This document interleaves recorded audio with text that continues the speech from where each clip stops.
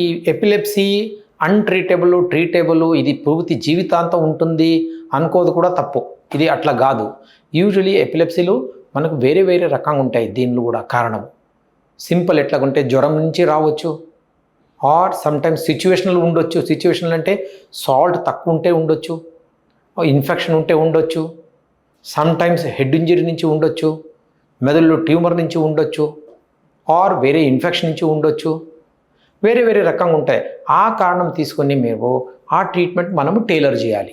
Tailor చేయాలంటే ఎట్లాగా, in general మీరు చూస్తే ఎక్కడ మీకు కారణం దొరకదో, వినా కారణం వచ్చే ఫిట్స్ ఏముంటాయో అడల్ట్స్లో మనము 4 years ఇస్తారు ట్రీట్మెంట్.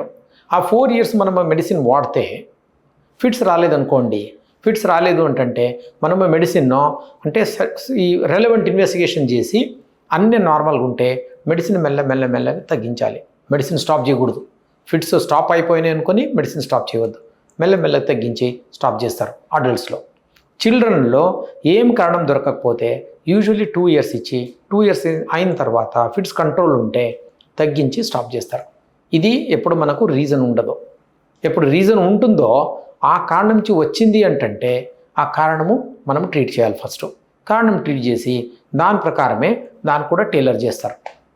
సో ఇది జీవితాంత జబ్బు కాదు, treatable disease. And then properly correct టైంలో డాక్టర్ని కలిస్తే డాక్టర్ హెల్ప్ చేస్తారు దీనికి.